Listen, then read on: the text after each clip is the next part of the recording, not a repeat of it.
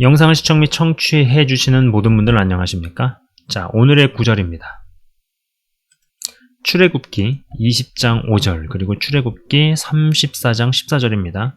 일단 20장 5절부터 제가 먼저 읽도록 하겠습니다. 그것들에게 절하지 말며 그것들을 섬기지 말라. 내 하나님 여호와는 질투하는 하나님인즉 나를 미워하는 자의 죄를 갚되 아버지로부터 아들에게로 3, 4대까지 이르게 하거니와 입니다. 자, 3, 4대까지 뭐가 내려간답니다. 그리고 출애굽기 34장 14절입니다. 너는 다른 신에게 절하지 말라. 여호와는 질투라 이름하는 질투의 하나님이니라 입니다. 자, 제가 유튜브 채널을 시작하고 나서 조회수가 제법 많던 때 정말 다양한 분들을 만났습니다. 이메일로 보내신 분들도 정말 다양했었고요. 사실 메일로 받은 케이스들이 진짜 많았던 것 같습니다. 다양한 분들을 다 만난 것은 아니었고요. 여러 이유와 제한들 때문에 정말 몇몇 분들을 경험했었는데 저는 그분들을 만나면서 인생이 정말 쉽지 않구나라는 생각을 많이 했었던 것 같습니다. 예수님을 믿는다고는 하지만 왜 이리 삶이 힘들까를 생각해 보다가 문득 아까 이제 읽어드린 출애굽기 20장 5절의 말씀과 당대의 하나님의 자녀가 되신 분들의 삶이 충돌을 일으킨다는 생각도 하게 되었다는 것이죠. 이상한 정신 문화와 전혀 성경적이지 않고 심지어 하나님 시각에서는 우상 숭배에 불과한 문화유산이 대를 이어 내려오다가 예수님을 믿고 하나님 자녀가 되었습니다. 그러나 짙은 검은색에서 흰색으로 바로 이동해지질 않습니다. 덜 어두운 검은색으로도 하나씩 어렵게 이동합니다. 집안에 흐르는 강한 대물림과 홀로 싸웁니다.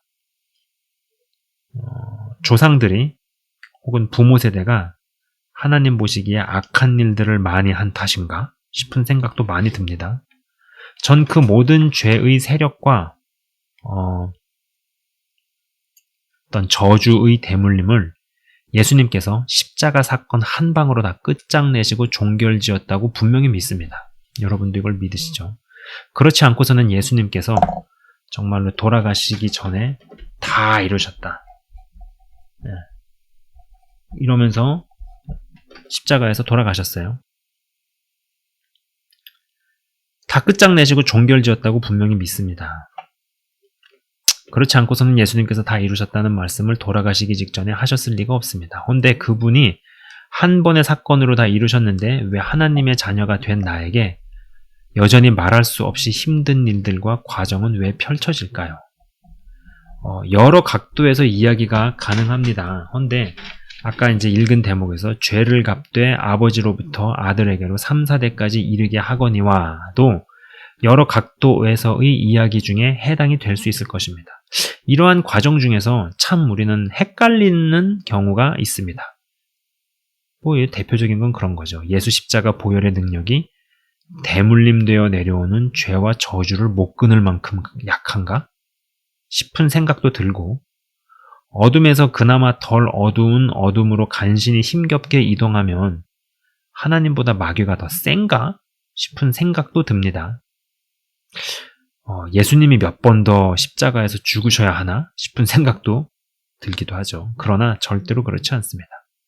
예수님의 십자가 사건은 한 번의 사건으로 다 끝낸 사건입니다. 그렇지 않으면 예수님도 몇 번에 걸쳐 십자가에 매달리셨어야 할 것입니다. 매달리셨다가 죽고 부활하고 매달리고 죽고 부활하고 이런 거를 반복적으로 하셨어야 한다라고 생각해 보십시오. 그건 말도 안 되죠. 단지 예수를 믿어도 여러 형태의 오랜 시간 동안 정신문화유산이라는 명목하에 환경적으로 전통이라는 미명하에 문화적으로 오랫동안 죄를 짓고 그것이 대물림되어 내려온 탓에 나의 믿음이 자라지 않은 이유가 큽니다.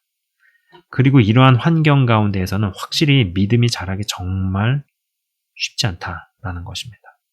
그러나 또 어떤 이들은 이러한 환경을 마침내 이기고 극복해 승리합니다. 역전합니다. 반전시킵니다. 영적 기류를 뒤엎는데 성공합니다. 문득 제가 직접 만나 뵈었던 분이 생각이 납니다. 아들을 하나 키우고 계신 결혼하신 전도사님이었습니다. 그분이 초대를 하셔서 그때 당시 전도사로 몸담고 있던 교회를 갔었습니다. 정규 예배는 다 녹화가 되기에 정규 예배가 끝나고 나서 교회의 목사님이 저를 소개하셨습니다. 그 교회 안에도 제 방송을 시청하시는 분들이 계셨습니다. 기분이 얼떨떨하면서도 묘했습니다.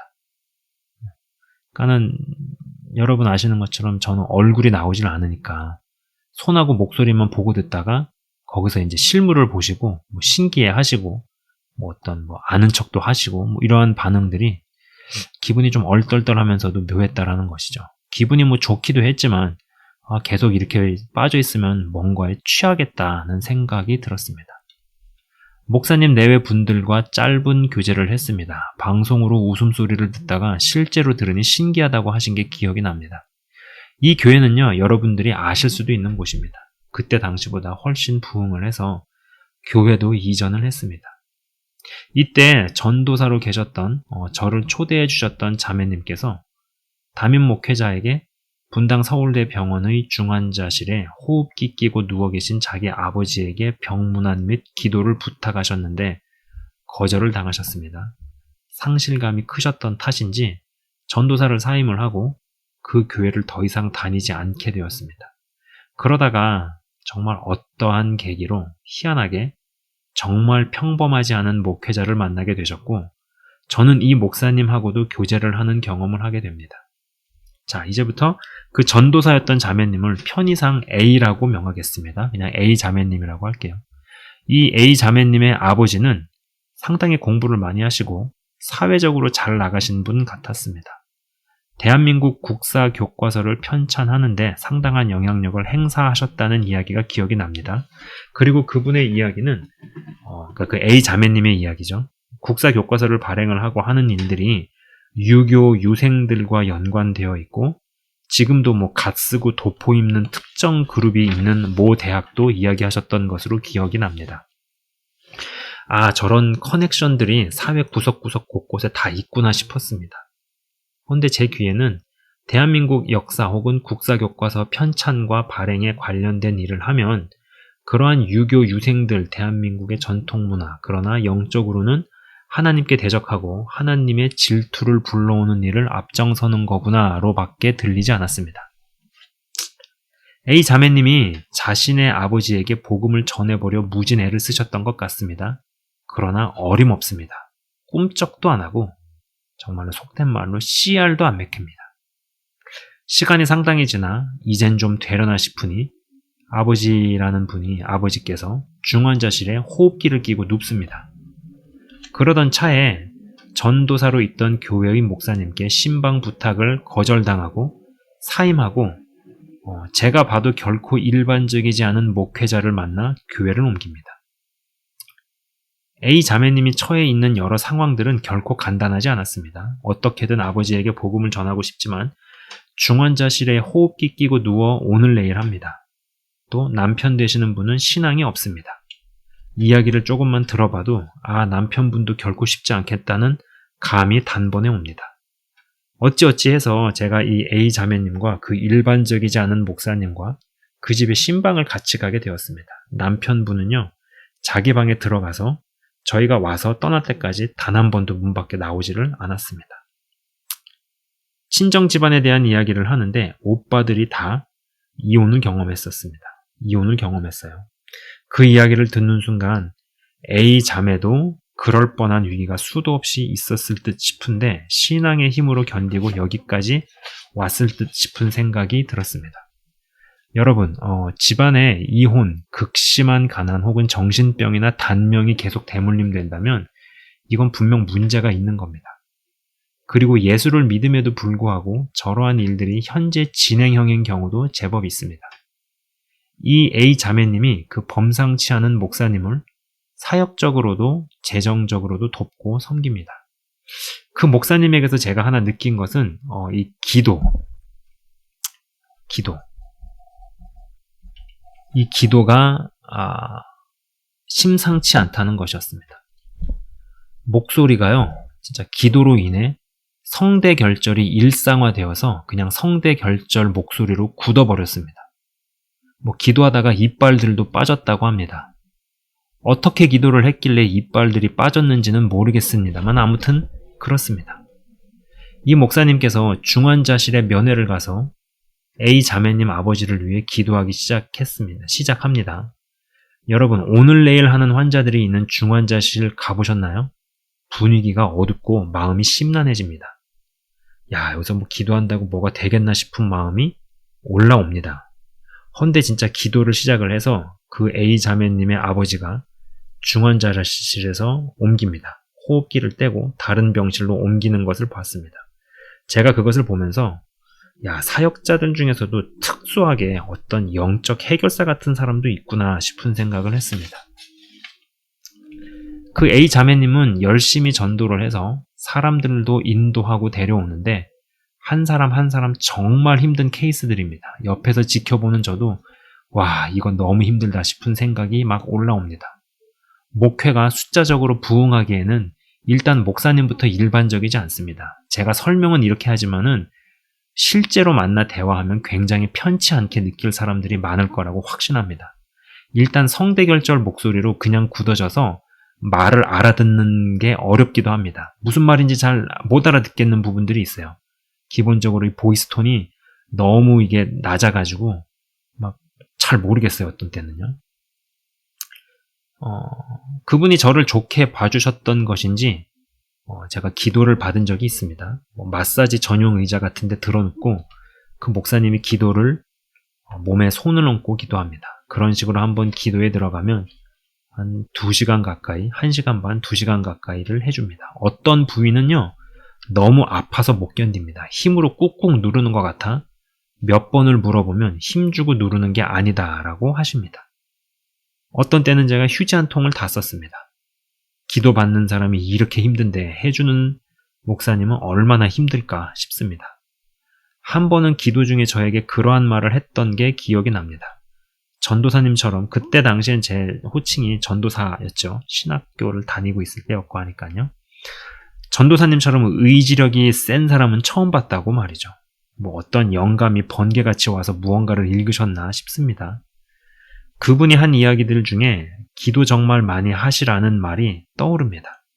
진짜 그렇게 살았던 사람이 한 말이라 그런지 이 뻔하디 뻔한 말이 귓속에서 울립니다. 그분이 한 기도 많이 해라는 말이 제일 센 것 같아요.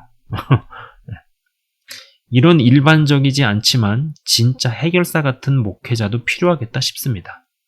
그리고 쩔은 어둠이 너무너무 두꺼워 어쩌다가 본인은 예수를 믿게 되었어도 주변의 영적 환경을 뒤엎는 것이 앞서의 A 자매와 같은 분들도 은근 있지 않을까요? 아니, 전 제법 된다고 봅니다. 누군가 그러한 이야기를 하는 것을 들어보았습니다. 대한민국에 무속인이 100만 명이라고 말이죠. 이 숫자가 100만 명이면 이들과 직간접적으로 엮여 있거나 무속을 경험해 본 이들의 숫자는 얼마나 많을까요?